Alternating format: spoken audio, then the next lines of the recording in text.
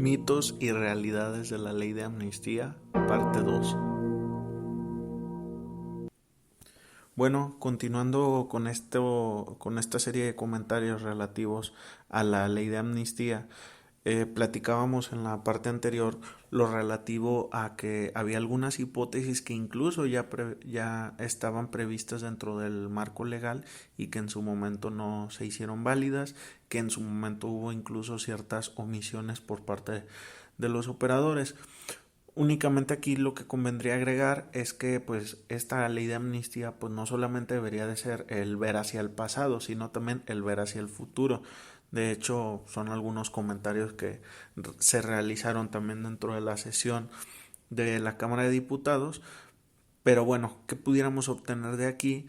Pues por ejemplo, el que se puedan tomar en consideración estas condiciones en particular en cierto tipo de supuestos que aún en este momento la ley no los reconoce, porque en un momento dado se está fomentando mucho el incrementar las penas, el que haya más delitos de prisión preventiva oficiosa, pero pues ya vimos, el resultado finalmente va a ser el mismo. Dentro de algunos años va a llegar alguien más que también vea la necesidad de otra ley de amnistía en donde se tengan que corregir los errores legislativos que se están cometiendo también en este momento y pues finalmente no vamos a ir hacia ningún rumbo.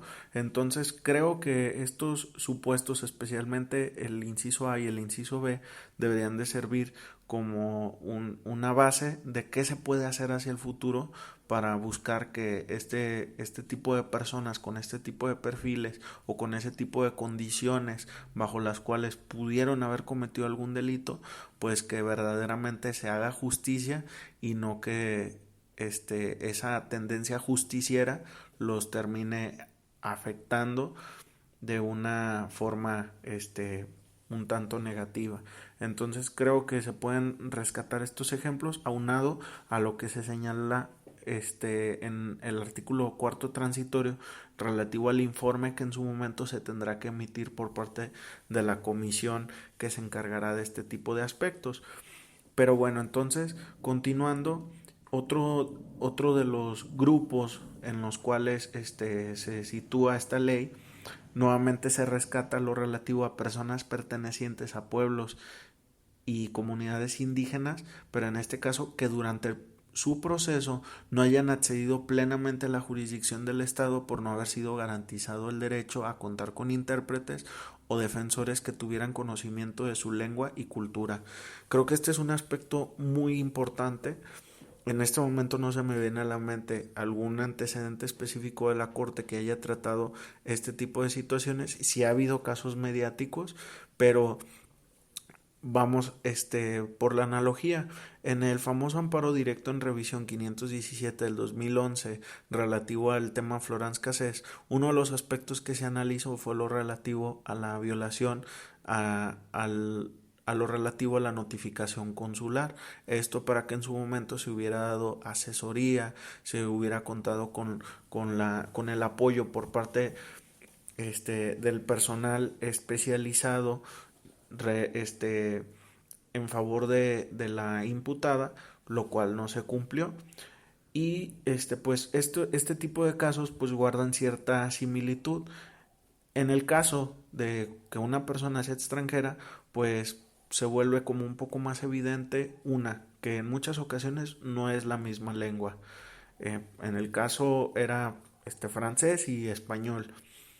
Cuando se trata de una comunidad indígena ocurre situaciones similares. Muchas veces pues no se cuenta con un conocimiento del idioma español y qué es lo que termina pasando, pues hay ciertas afectaciones. Pero lo que es todavía más importante, la cultura. Cuando se trata de sistemas jurídicos diferentes, pues es necesario que alguien más o menos nos oriente en por dónde sí y por dónde no en X sistema y en Y sistema.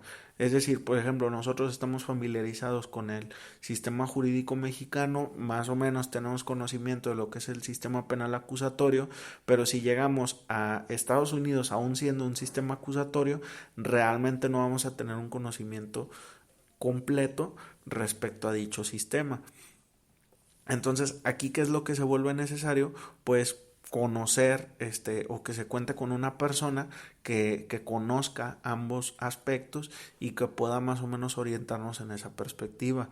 Pero cuando se trata de una comunidad o pueblo indígena, pues todavía es más delicado este punto, porque también hay ciertas diferencias sustanciales en lo relativo a la cultura, y hay que recordar que ese artículo 2 de la Constitución Política pues nos establece una serie de parámetros que habremos de considerar, dentro de las cuales también comprende las acciones afirmativas en beneficio de las personas que pertenecen a estas comunidades, para efectos de no incurrir en lo que prohíbe el artículo primero constitucional, que es la discriminación en contra de estos grupos. Pero aquí vuelve a ocurrir el mismo problema. Ok, vamos a solucionar todos aquellos asuntos que quedaron en el olvido con motivo de que no tuvieron un debido proceso, porque no se contó con intérpretes o defensores que tuvieran conocimiento de su lengua y cultura. Pero pues hay que ver si no existía ya esa obligación, que me queda claro que de acuerdo al artículo 2 constitucional e incluso algunos convenios de la OIT, pues sí existen esa serie de obligaciones. Entonces, aquí la pregunta es, pues si las instituciones fueron omisas, pues habría que ver si hay algún responsable.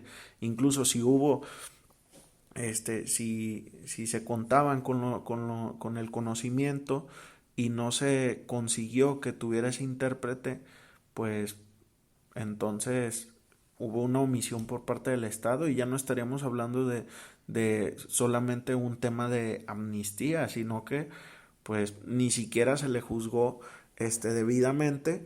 Pero aquí, ¿qué es lo que se busca? Ah, pasamos de página, pero ¿y lo que quedó en la página anterior?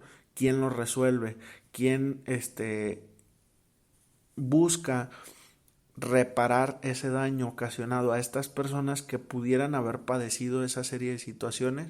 Pues bueno, eso es algo que la ley no comprende y que debería de comprender, porque incluso siendo estas personas víctimas de cierta manera, lo definiré como de una violencia, una discriminación estructural por parte del Estado, y aquí no, ni siquiera se les toma en cuenta en lo que debería de ser un tema incluso hasta de derecho a la verdad, de que se sepa que esas personas fueron juzgadas indebidamente. Pero bueno, pues finalmente lo que busca la ley pues es el aspecto material, que si están en prisión pues salgan de prisión, pero creo que no puede quedar ahí el tema, porque sería pues desconocer ese tipo de situaciones. Como otro punto, señala lo relativo al delito, señala delito de robo simple y sin violencia, siempre que no merite pena privativa de la libertad de más de 4 años. Aquí lo que va a generar ciertos problemas de interpretación es a qué se refiere con que no amerite pena privativa de la libertad de más de 4 años. Si nos vamos con una interpretación literal, e incluso definiré como restrictiva, ¿qué es lo que nos dice? Ah, bueno, pues el Código Penal establece que es una pena de 1 a 5 años. Ese era el margen de punibilidad. Pues bueno, ya no alcanzas, porque puede ameritar una pena mayor. Pudiera llegar a darse esa interpretación.